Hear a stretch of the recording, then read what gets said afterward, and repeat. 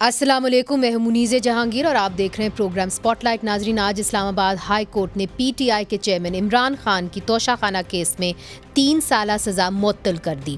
कुछ ही देर बाद इस्लामाबाद की खसूसी अदालत ने उन्हें साइफर गुमशुदगी केस में अटक जेल में ही ज़ेर हिरासत रखने और कल दोबारा खसूसी अदालत में पेश करने का हुक्म दे दिया, जिस पर नून लीग जो है वो अदलिया पर तनकीद करती हुई नज़र आ रही है। जो मंजूर नज़र है, जो लाडला है, उसकी दरखास्त फौरी समात के लिए मुकर्रर हो जाती है, उसमें ताखीर ही नहीं की जाती। तो ये बदकिस्मती है सिस्टम की, जहां पे लाडलाइज्म कई दफ़ा प्रिवेल कर जाता है और मेरिट, कानून, इंसाफ को पसे पुश डाल दिया जाता है। तो इसलिए आज जो सज़ा मुअत्तल हुई है, इसके बाद रिहाई मुमकिन नहीं है। रिहाई इसलिए मुमकिन नहीं है कि साइफर के केस में न्याजी साहब ऑलरेडी जुडिशियल रिमांड पे हैं। जब तक साइफर के केस में ये बेल नहीं मिलती तो ये रिहाई मुमकिन नहीं हो सकेगी। तो अब बड़ा सवाल ये है कि क्या इमरान खान को रिहाई मिलेगी और क्या जो उनके पर नाअहली है वो बरकरार रहेगी। नाज़रीन, इसी तरह इंसात दहशत गर्दी की अदालत ने ईमान हाजिर मज़ारी को 3 रोज़ा जिस्मानी रिमांड पर पुलिस के हवाले कर दिया है। अली वज़ीर इस वक्त जेल में ही हैं और ईमान मज़ारी और अली वज़ीर पर एक रैली में शिरकत करने पर मुतद्दिद मुकदमात जो हैं वो दर्ज किए गए थे, जिसमें से बगावत के मुकदमे में इनको ज़मानत मिली। लेकिन कुछ ही घंटे बाद ईमान मज़ारी को इस्लामाबाद पुलिस ने फिर से हिरासत में ले लिया। इन पर दहशत गर्दी की दफात लगा दी गई है, जिनमें दहशत गर्दी फैलाने के लिए रकम जमा करना और मनी लॉन्ड्रिंग की दफात भी शामिल हैं।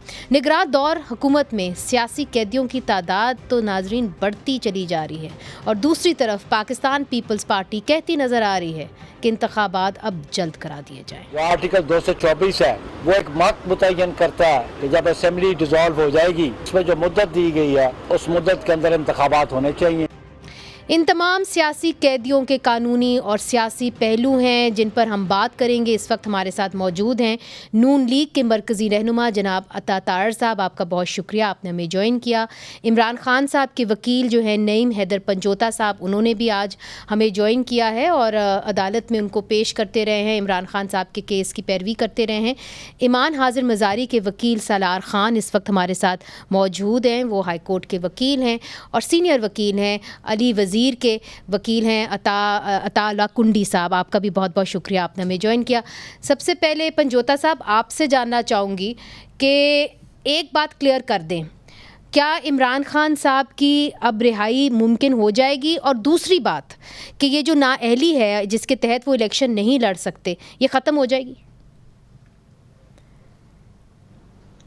देखें, बात ये जी कि जो गिरफ्तारी मजीद के हवाले से मैं बता दूं कि पहले जो गिरफ्तारी खान साहब की तोशाखाना केस के अंदर है, जो कि आज खान साहब को जो है वो उस केस के अंदर उनकी जमानत हो गई है, सजा जो है सस्पेंड हो गई है। अब किसी दूसरे केस में गिरफ्तारी के हवाले से पहले वाज़ह तौर पर सुप्रीम कोर्ट की जजमेंट्स मौजूद हैं कि जब बंदा एक केस में गिरफ्तार होगा, आसिफ जरदारी केस का भी हवाला दिया जाता है, जैसे कि चीफ जस्टिस साहब ने भी हवाला दिया कि उस केस में भी यही है, डिसाइड हुआ कि जब बंदा एक मुकदमे में गिरफ्तार होगा तो दूसरे मुकदमे में गिरफ्तार नहीं किया जाएगा। जी देखें, जमानत होगी, रिहाई होनी चाहिए, क्योंकि फेयर ट्रायल जो है वो आइन का आर्टिकल 10 ये वजह देता है कि ड्यू प्रोसेस जो होना चाहिए। और ठीक है, वो आप कह चुके जो है एक मुकदमे से बंदा निकले और दूसरे में आप डाल दें, तीसरे से निकले और चौथे में डाल दें, बिल्कुल ये फंडामेंटल राइट जो है वायलेशन है।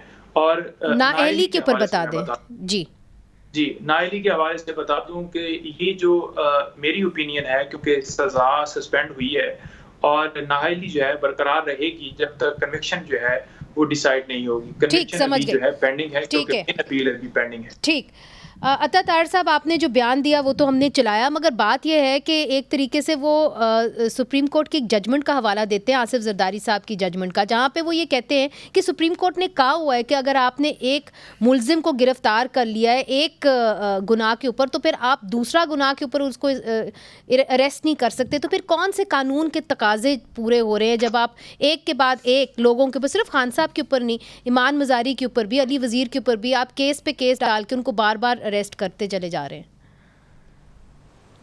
देखिए, पहली बात तो ये है कि कोई शख्स अगर मर्डर कमिट करता है तो उसको अरेस्ट ना किया जाए और उसको एक कार्नेज पे छोड़ दिया जाए क्योंकि उसकी एक केस में गिरफ्तारी अमल में आ चुकी है। ये बड़ी अब्सर्ड बात है। उसके सर्टेन क्राइटेरियाज हैं जो पूरे होने चाहिए। आप देखिए, एक ऑर्डर मैंने आपको भी भेजा है, आप काइंडली स्क्रीन पे भी डिस्प्ले कर दें। ये 16 तारीख का डेटेड और साइंड ऑर्डर है جوڈیشل ریمانڈ کا، کیونکہ سائفر کا کیس آفیشیل سیکرٹس ایکٹ کا کیس ہے، اس کی ان کیمرہ بریفنگ ہوتی ہے، ان کیمرہ ہیئرنگ ہوتی ہے، تو اس کے اندر پروسیڈنگز ہوئیں، اور کیونکہ ان کا جسمانی ریمانڈ ٹرن ڈاؤن کر دیا گیا، یہ آلریڈی جیل میں تھے، ایف آئی اے کی ٹیم نے جیل میں جا کے تفتیش کی، جس کے بعد ان کا جوڈیشل ریمانڈ کر دیا گیا، اور یہ 16 کو ہی اناؤنس ہو گیا تھا 16 اگست کو کہ 30 اگست تک ان کا جوڈیشل ریمانڈ ہے، اور he will stay in Attock jail on judicial remand. تو اس میں کوئی مذائقہ نہیں ہے. اب کل ابھی پتہ لگا ہے، میڈیا رپورٹس میں آیا ہے کہ کل غالباً اٹک میں کورٹ کی ہیئرنگ ہوگی، جس میں یہ فیصلہ ہوگا کہ یہ جسمانی ریمانڈ میں توسیع ہونی ہے یا نہیں ہونی. مگر یہ بالکل بات کلیئر ہے کہ آپ پہ ایک الزام ہے آفیشیل سیکرٹس ایکٹ کے تحت، سائفر آپ نے لہرایا، کیمرے کے سامنے لہرایا، جلسے میں لہرایا، اس کو ڈسٹارٹ کیا، اس کو پاکستان کے انٹرسٹ کے خلاف استعمال کیا، پاکستان یو ایس کے ریلیشنز کو افیکٹ کرنے کی کوشش کی. آپ نے ایک سوورن اسٹیٹ پہ الزامات لگائے اور اپنے پولیٹیکل مینس کے لیے لگائے. تو کیا کریں؟ آپ کو چھوڑ دیں کیونکہ توشہ خانہ میں آپ کا سینٹنس سسپینڈ ہو گیا ہے اور وہ آپ کی اپیل بھی منظور نہیں ہوئی. نہیں، مگر دیکھیں آپ نے جو شہباز شریف صاحب نے جو اسٹیٹمنٹ دی اور ٹویٹ کی، اس کے اندر انہوں نے یہ کہا کہ جو عمران خان صاحب کے بارے میں کہ نئی معطل سزا کے لاڈلا کا کہ جی یہ لاڈلے ہیں، اور جو اسلام آباد ہائی کورٹ کو ایک پیغام ملا ہے سپریم کورٹ کا، جہاں پہ انہوں نے یہ کہا ہے it's good to see you. تو یہ پیغام جو سپریم کورٹ نے دیا تھا خان صاحب کو، یہ اسلام آباد ہائی کورٹ کو مل چکا ہے. تو جب آپ اس طرح کی بات کرتے ہیں تو آپ نہیں سمجھتے کہ آپ انگلی اٹھا رہے ہیں سپریم کورٹ کی طرف کہ شاید وہ جو ہیں حاوی ہوئے ہیں اسلام آباد ہائی کورٹ کے اوپر، اسی لیے ان کی جو آج سزا ہے وہ معطل ہو گئی ہے؟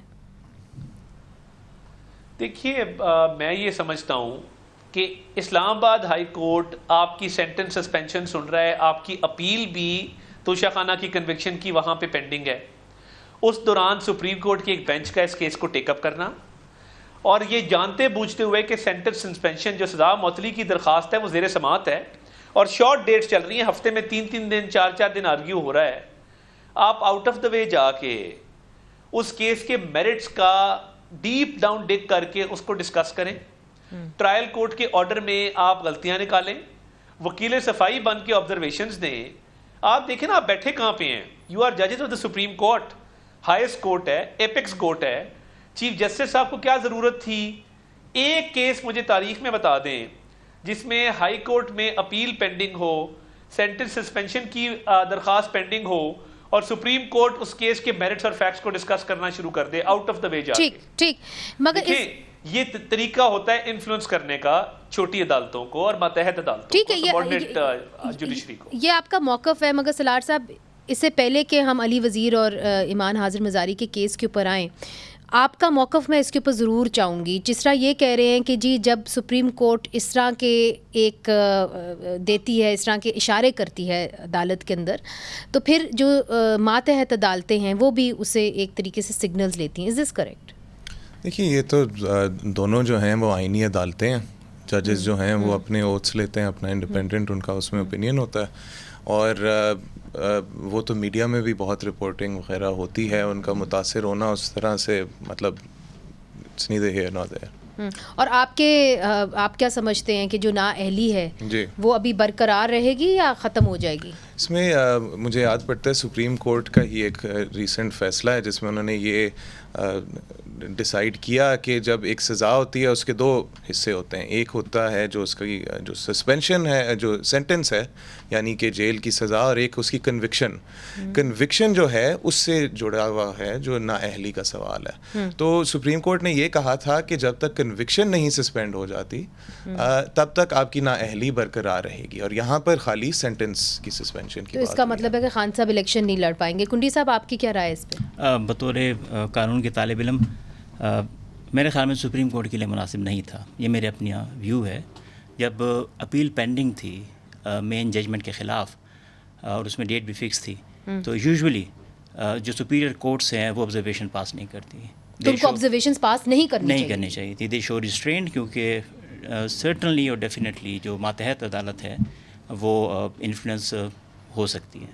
اور آپ کو تو نہیں لگتا کہ اب رہائی ہوگی، چونکہ انہوں نے ایک سائفر کیس بھی ڈال دیا، مگر جو ان کے وکیل کہہ رہے ہیں پنجوٹا کہ جی ایک کیس آلریڈی ہے، انہوں نے آصف علی زرداری صاحب کے کیس کو کوٹ کیا، ان کا اگر ایک کیس میں آپ نے ایک بندے کو پکڑا ہوا ہے پھر دوسرا کیس نہیں آپ اس کے اوپر ڈال سکتے اگر وہ اریسٹڈ ہے اس کیس میں.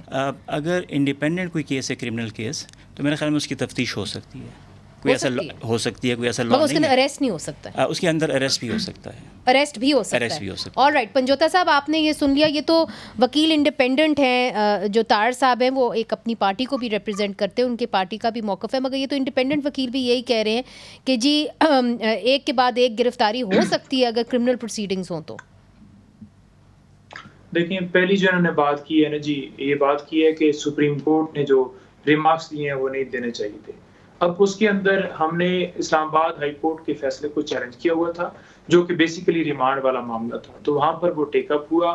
تو جب وہاں پر آرگومنٹس کیے گئے تو ڈیفینیٹلی آرگومنٹس ہو رہے تھے، تو اس کے اوپر کیونکہ سارا فیصلہ اور باقی چیزیں جو ہم نے چیلنج کی تھیں وہ وہاں پر بتائی گئیں، تو انہوں نے ریمارکس دیے، اس کے اوپر پابندی نہیں ہے.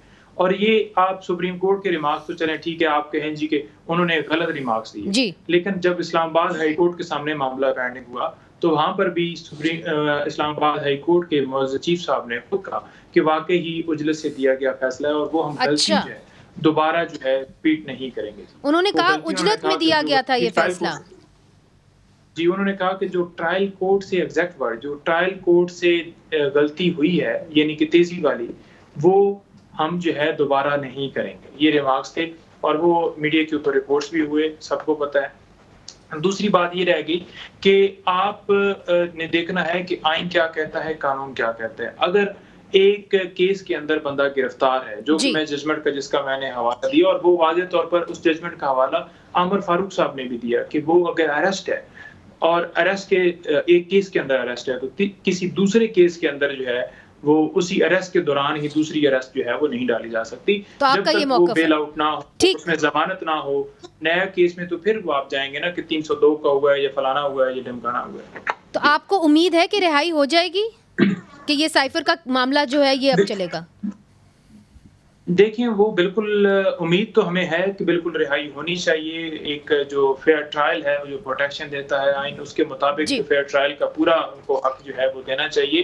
لیکن جو نظر آ رہا ہے وہ نظر یہ آ رہا ہے کہ وہ گرفتاری کے لیے کریں گے. اگر پرانی گرفتاری جو کہ طاہر صاحب فرما رہے ہیں، وہ کہہ رہے ہیں کہ جی 16 تاریخ کو یا جس ڈیٹ کو بھی ڈالی گئی ہے، تو اس کے لیے ایک قانون ہے کہ آپ نے 24 گھنٹوں کے اندر اندر پیش کرنا ہے متعلقہ عدالت میں. اور وہ کہہ رہے ہیں کہ عدالت میں پیش ہوئے ہیں تو انہیں تو کوئی پتہ نہیں ہے، نہ انہوں نے کوئی ہمیں بتایا ہے. جب ہم وکیل نہیں پیش ہوئے، اس کے ایک پروسیس ہے کہ اگر کوئی ریمانڈ مانگے گا تو ڈیفینیٹلی ہم اس کو اپوز کریں گے. ایک اس کا لا ہے، ایک اس کی جو ہے وہ ریمانڈ کا ایک پروسیجر ہے، وہ کوئی اڈاپٹ نہیں کیا گیا، تو پھر کیسے وہ سارا پروسیس جو ہے اس کو آپ کہہ سکتے ہیں کہ وہ لیگل ہے. جی طاہر صاحب، بات یہ ہے کہ 200 کیسز جو ہیں تقریباً عمران خان صاحب کے اوپر ڈالے گئے ہیں، اور اب ہم دیکھ رہے ہیں پہلی دفعہ پاکستان کے اندر، خیر پہلی دفعہ تو نہیں، پہلے بھی ہوتا رہا ہے مگر اس شدت سے کبھی نہیں ہوا کہ اتنے زیادہ کیسز، چاہے وہ ایک وکیل ہو، چاہے ایک MNA ہو، چاہے سابق وزیر اعظم ہو، اس کے اوپر ڈال دیے جاتے ہیں.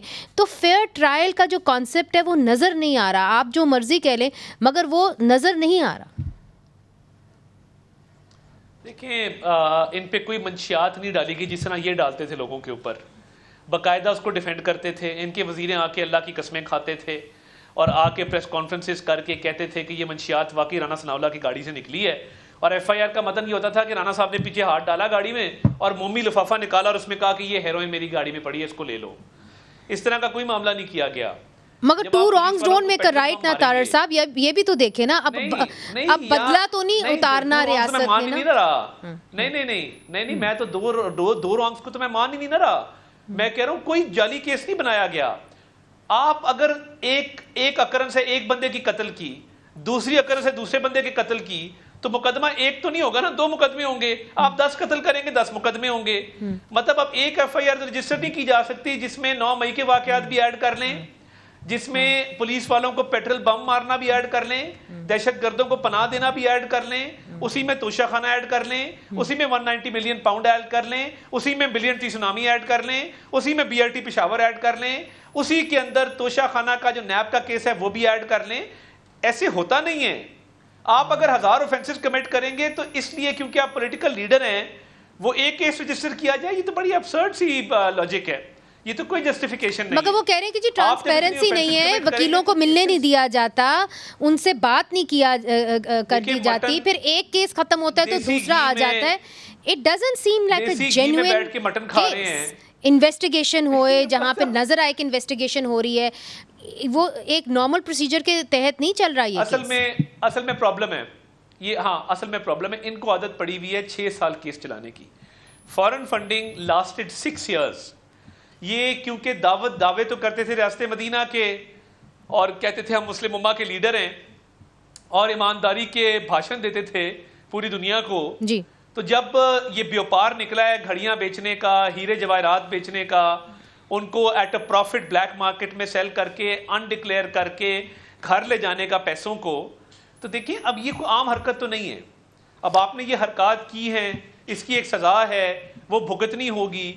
اور دیکھیے یہ سارے کیسز کیوں بنے ہیں, آپ نے اتنے گلیئرنگ ایویڈنسز ہیں کہ بندہ شاک ہو جاتا ہے کہ ایک شخص نے کس طریقے سے ایک باہر کے ملک سے آئی ہوئی چیز بیچ دی. لوگ گھر لے کے جاتے ہیں. دیکھیے وہ اس کے پر آپ نے بہت ساری پریس کانفرنسز بھی کی ہیں, ہم نے دیکھی بھی ہیں, مگر اب سوال یہ ہے کہ صرف عمران خان صاحب تو جیل میں نہیں ہیں, اور بہت سارے لوگ بھی جیل کے اندر ہیں, اور ان کے اوپر جس قسم کے الزامات لگائے گئے ہیں اس کے اوپر جو سول سوسائٹی ہے, خاص طور پہ human rights watch, human rights commission of Pakistan, Amnesty international نے اس کو کنڈیم کیا اور کہا ہے کہ ایکس ایم این ایز کے اوپر اور وکلا کے اوپر آپ دہشت گردی کے پرچے کیوں بنا رہے ہیں, کیسے بنا رہے ہیں, اور اس کا بہت ہی برا اثر ہوگا. اس پہ بات کریں گے وقفے کے بعد.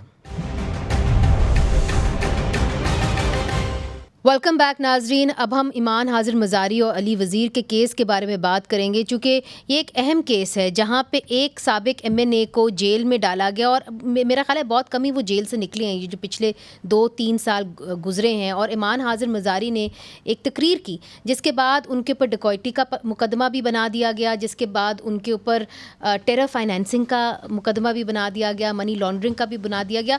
تو اب سوال یہ اٹھ رہا ہے سلار کہ آپ تو گئے تھے عدالت کے اندر, آپ ان کو ریپرزینٹ کر رہے ہیں, یہ جو نئی ایف آئی آر آئی ہے منی لانڈرنگ کی, اس کے اوپر مجھے بتائیں. اس کے اندر تو انہوں نے واضح طور پہ ایک شخص کو کمپلیننٹ کو سامنے لے آئے ہیں جس کا نام شہزاد ہے, اور وہ کہتے ہیں کہ وہ ایمان حاضر مزاری صاحبہ کو ملے, پھر ان سے ان کو کہا گیا کہ یہ جی آپ کی پوائنٹس پرسن رہیں گی, پھر انہوں نے ان سے پیسے بھی لیے, پھر جب وہ علیحدہ ہو گئے اس تنظیم سے تو پھر انہوں نے یہ بھی ان کو ڈرایا دھمکایا بھی. تو یہ کیا ماجرا ہے؟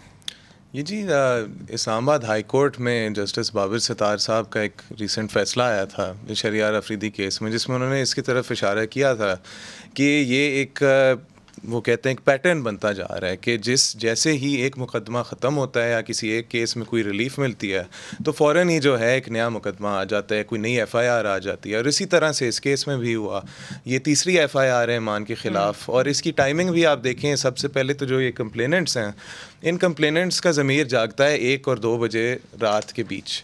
پہلی جو ایف آئی آر ہے وہ 1:40 رات کو, دوسری جو ہے 2 بجے, اور یہ جو ہے 1:15 بجے رات کو.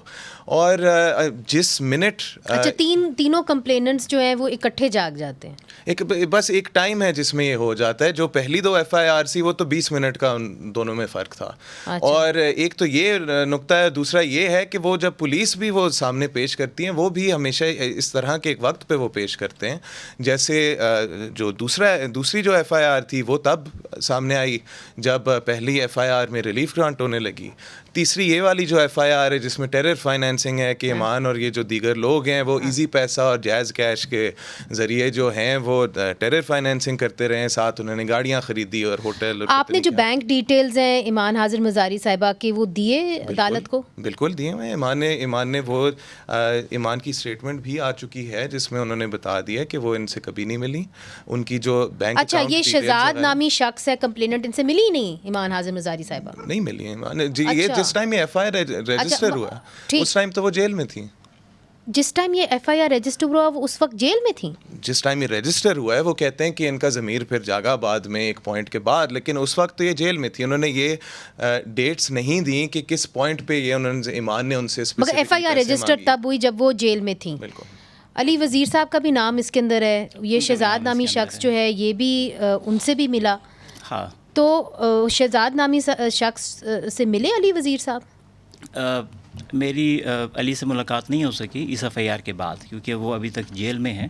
کیوں نہیں ملاقات ہو سکی؟ وکیل تو مل سکتے ہیں۔ جی خیر میرا جانا نہیں ہوا، کیونکہ ہم ان کی طرف سے باقی اپلیکیشنز آرگیو کر رہے تھے، جو ان کی بیل پٹیشن ہے میجسٹریٹ کے پاس، جو ابھی تک ڈیسائیڈ نہیں ہو سکی۔ میں اس کے بارے میں تھوڑا سا بتا دوں کہ یہ جو واقعہ ہے، یہ ایک ہی واقعہ ہے جو کہ 18 اور 19 کے درمیانی شب میں ہوتا ہے۔ تو ایک ریلی آتی ہے اور اس ریلی میں پھر جلسہ ہوتا ہے جو رات گئے تک چلا رہتا ہے۔ اس میں کچھ نعرے لگتے ہیں۔ اس کے بعد پولیس کو خیال آتا ہے اور 1:45 رات کو ایک پہلے FIR ہو جاتی ہے تھانہ ترلون میں۔ ٹھیک ہے۔ اور کیونکہ اس میں ایلیگیشنز یہ ہیں کہ انہوں نے NOC کی وائلیشن کی ہے، انہیں جو جگہ بتائی گئی تھی وہاں پہ یہ نہیں رکے، آگے جانے کی کوشش کی، درست ہے، اور ان کو روکا گیا اور روک دیا گیا۔ انہوں نے دونوں روڈز ان کو بند کر دیا، جس سے ٹریفک رک گئی۔ اب وہ آگے یہ کہتے ہیں کیس بنانے کے لیے کہ ہم نے ان کو ہٹانے کی کوشش کی، کچھ شرکاء نے ان کے اوپر حملہ کر دیا، جس سے گاڑی کے شیشے ٹوٹے اور 2 افسران سے وہ جو اینٹی رائٹ کٹس ہوتی ہیں وہ چھین لی گئی۔ مگر اس کے اندر علی وزیر اور ایمان حاضر مزاری کا نام انہوں نے نہیں لیا۔ ان کا شروع میں نام لیا، مگر یہ نہیں بتایا کہ کنہوں نے پولیس کے اوپر حملہ کیا۔ ایگزیکٹلی، اور ان کا تو نام نہیں لیا کیونکہ ان کا نام شروع میں لے لیا گیا تھا۔ اگر ان کے کہنے پہ حملہ ہوتا یا انہوں نے حملہ کیا ہوتا، ان کا نام بعد میں لیا جا سکتا تھا۔ پولیس نے اس FIR میں لکھا کہ جنہوں نے حملہ کیا ان کو سامنے آنے پہ شناخت کر سکتے ہیں، اور یہ وہ گراؤنڈ تھا جس پہ ایمان کو بیل مل گئی شروع میں۔ یہ FIR جب ہو جاتی ہے، اس کے ٹھیک 45 منٹ بعد ایک اور FIR ہوتی ہے جو قانونی طور پہ نہیں ہو سکتی تھی۔ اچھا، سپریم کورٹ کی judgment Sughra be be case آ چکا ہے۔ وہ یہ کہتا ہے کہ جب ایک واقعے کے بارے میں ایک دفعہ FIR ہو جائے تو وہ ایک کیس بن جاتا ہے، تو اسی واقعے کے اوپر آپ دوسری نہیں کر سکتے، اس پہ آپ دوسری FIR نہیں کر سکتے، اور دوسرے کے اندر آپ نے رپورٹ دینی تھی۔ ٹھیک ہے۔ ان کی تسلی نہیں ہوئی، پھر انہوں نے دہشت گردی کا دعویٰ لگانے کے لیے CTD تھانے میں ایک اور FIR دی، اور اس میں انہوں نے شروع کا متن سیم ہے، شروع کی اگر آپ دیکھیں گے 8-9 لائنیں سیم ہیں، نیچے جا کے واقعہ چینج ہو جاتا ہے، اور وہ یہ کہتے ہیں کہ ہم نے تقریریں سنی اور اس تقریروں کے حوالے سے جتنا خوف و ہراس ان کو فیل ہوا، انہوں نے سارا اس کے اندر انڈیل دیا کہ جی اس کے ذریعے انہوں نے دہشت گردی پھیلائی۔ ٹھیک، آپ نے بڑی اچھی طریقے سے بیان کر دیا۔ پنجوتا صاحب میں آپ کی جانب آؤں گی، مگر سب سے پہلے عطا طاہر صاحب آپ کی جانب، آپ تو ایک وکیل ہیں، آپ قانونی تقاضوں کو میرے سے بہتر سمجھتے ہیں۔ جو یہاں پہ کنڈی صاحب اور سالار بات کر رہے ہیں اور بتا رہے ہیں آپ کو کہ کس طرح سے ایک ہی واقعے کے اوپر 2 FIRs درج ہوئیں جو قانونی طور پہ صحیح نہیں تھا، اور دوسرا جو علی وزیر صاحب ہیں MNA آپ کے ساتھ رہ چکے ہیں، ان کے تو 18 لوگ طالبان نے مار دیے، تو آج انہی کے اوپر دہشت گردی کا الزام لگایا جا رہا ہے، اور ایک وکیل کے اوپر جو ایک ینگ وکیل ہیں، خاتون ہیں، کیا کہیں گے آپ اس پہ؟ دیکھیں، میں ایمان کو بہت ایڈمائر کرتا ہوں ایز اے پولیٹیکل ایکٹیوسٹ، بڑی ایک توانا آواز ہے، مگر دیکھیں نا، کوئی لاجکلی بات کرنی چاہیے نا۔ پرو طالبان پالیسی اس گورنمنٹ کی تھی جس میں ان کی والدہ صاحبہ وزیر تھیں، شی واز اے منسٹر، اور اس گورنمنٹ نے پرو TTP پالیسی لے کے آئے، ان کو ری سیٹل کروایا۔ اس وقت کے ایک فیض صاحب تھے اور یہ عمران خان صاحب تھے، مگر یہ تو ان کی والدہ کا آپ بات کر رہے ہیں نا، جو اس گورنمنٹ تھے وہ خود تو اس حکومت کا حصہ نہیں تھی۔ جب پریزنٹ سیٹ اپ پہ وہ نعرے لگاتی ہیں، بڑی فیشنیبل چیز ہے، وہ ویوز بھی بڑے آتے ہیں اس پہ، ڈالری جنگیں کہتی ہیں۔ مجید صاحب لیٹس بی فیئر، مجھے آخری دفعہ بتا دیں پاکستان کو military aid in dollar Musharraf دور کے بعد کب آئی؟ آج کل آ رہی ہے ملٹری ایڈ ان ڈالرز؟ کوئی نہیں آ رہی۔ لیٹس بی فیئر نا، دیکھیں نہیں آئی۔ اب نمبر 1، مگر ٹیرر فائنانسنگ کے ڈکیتی کے الزامات لگے ہیں۔ میں آتا ہوں نا، لیٹس آلسو بی فیئر۔ وہ کیوں لگتے ہیں؟ میں آتا ہوں اس طرف، میں آتا ہوں۔ ایک تو ڈالری جنگیں نہیں ہیں، یہ غلط ہے۔ دوسرا جو نعرہ لگاتے ہیں یہ جو دہشت گردی ہے، اب جس گھر میں شہید کی لاش آئی ہے، میں تو سلام پیش کرتا ہوں اس ماں کو جو بیٹا شہید ہو گیا، پرچم چوم رہی، دہشت گردوں کیا تو شہید ہوا ہے، اس کو کیا ضرورت ہے پرچم چومنے کی کہ وہ پاکستان کا پرچم چوم رہی ہے؟ اور اس گیدرنگ میں جو پرچم لہرائے گئے، لیٹ می ناٹ گو دیر، آپ کو بھی پیمرا کا نوٹس آ جائے گا، کچھ پرچم لہرائے گئے، یہ کام نہ کریں. Let's not do this. نہیں مگر دیکھیے آپ نے جو سوال اٹھتا ہے کہ جو ان کے پر الزامات لگائے گئے ہیں وہ تو یہ نہیں ہے. وہ تو الزام یہ ہے کہ انہوں نے ڈکیتی کی, انہوں نے ٹیرر فائنانسنگ کی. اب وہ جو شہزاد نامی شخص ہے عطا طاہر صاحب, وہ تو اس کا جو نمبر اس نے ایف آئی آر پہ دیا ہوا ہے, ہم تو پورا دن اس کو فون کرتے رہے, وہ تو فون بند کر کے بیٹھا ہوا ہے. اگر اتنا اس کا دل دکھا ہے تو وہ گیا کہاں پھر وہ بیچارہ شہزاد؟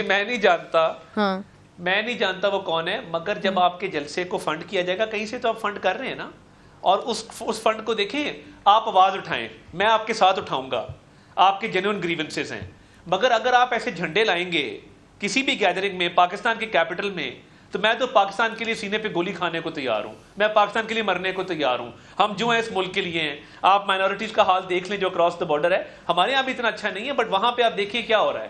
سو اگر آپ ایسے جھنڈے لائیں گے, آپ کی کہیں نہ کہیں سے تو فنڈنگ آپ کو آ رہی ہے نا, کہ آپ مگر وہ آپ کو پروف کرنا پڑے گا نا. It can not be based on suspicion. آپ تو بہتر جانتے, میرا خیال ہے سلار کچھ کہنا چاہ رہے ہیں. جی میں سمجھتا ہوں, افسوس کی بات ہے, طاہر صاحب خود وکیل ہوتے ہوئے انہوں نے کہا کہ لاجک کی بات کریں گے, انہوں نے کسی لیگل نقطے پہ بات نہیں کی.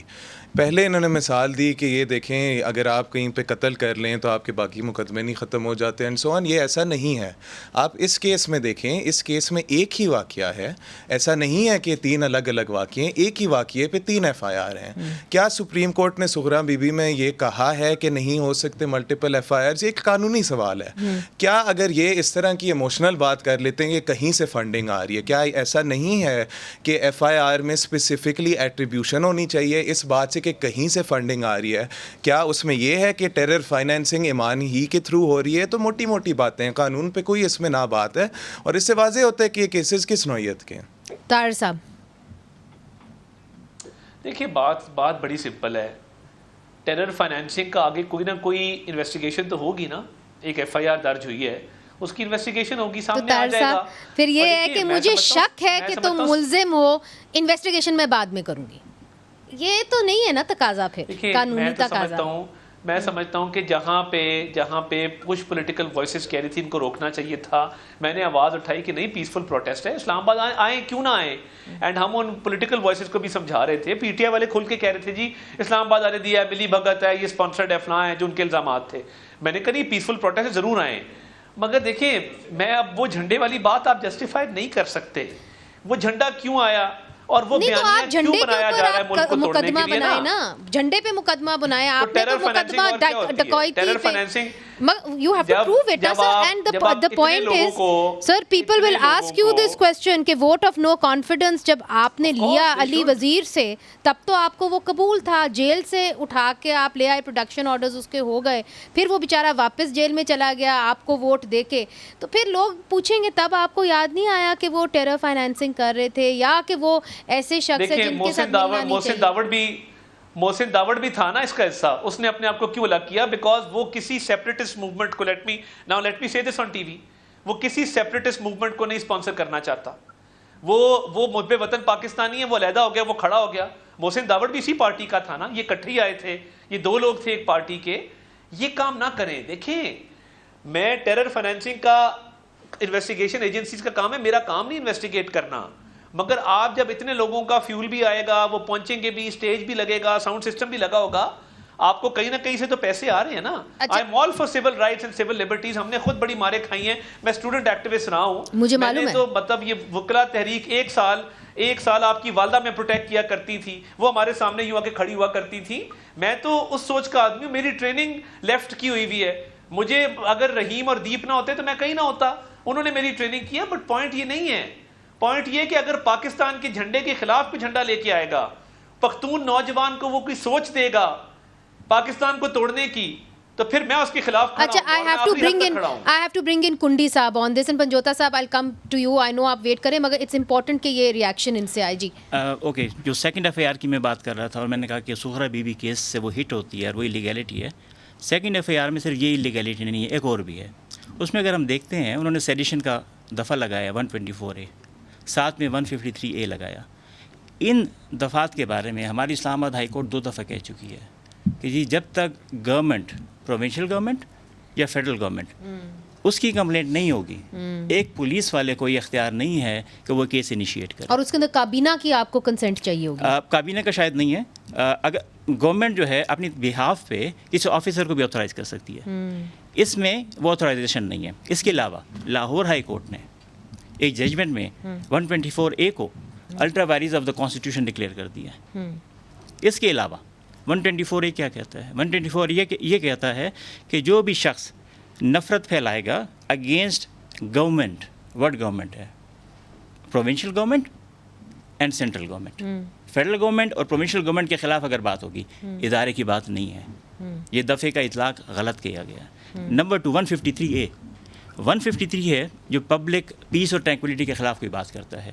جو بھی شخص دو گروہوں کے درمیان، دو سیکٹس کے درمیان، دو ریلیجیس پارٹیز کے درمیان اگر نفرت کی بات کرتا ہے تو یہ دفعہ لگتا ہے.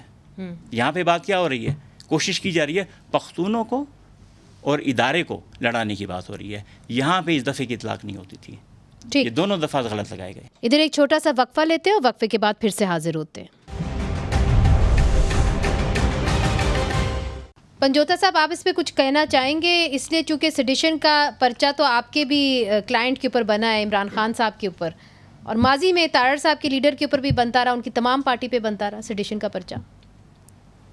جی بالکل، اس کے اوپر میں ان کے موقف کی بالکل تائید کرتا ہوں کہ یہ سغرا بی بی کیس کے اندر واقعی ڈیسائیڈ ہو چکا ہے. اور اسی طرح سے خان صاحب کے اوپر بھی ایک اکرنس کے اوپر جو ہے درجنوں کے حساب سے ایف آئی آر دی گئی. ایک وقوع ہوتا ہے اور اسی کے اوپر ایف آئی آر درج کر دی ہے. بالکل نہیں ہونا چاہیے. اور جو سیکشن 120A ہے اس کے حوالے سے واقعی لاہور ہائی کورٹ نے یہ کہا ہے کہ یہ انگریزوں کے دور کا قانون ہے، اور بالکل یہی وہاں پر ججمنٹ آئی ہے. اور جو سیڈیشن ہے یہ جو لگا رہے ہیں ہر کیس کے اندر، یہ شیخ رشید صاحب کے اوپر بھی یہی لگائی گئی اور ان کے اوپر بھی یہی کیا گیا. ایک جرم کی جو ہے وہ ایک ایف آئی آر ہوتی ہے. یہ نہیں ہے کہ ادھر جرم ہوا ہے تو آپ نے کراچی بھی دے دینی ہے، لاہور بھی دے دینی ہے، اور آپ ایف آئی آر دیتے جائیں. جی ٹھیک ہے.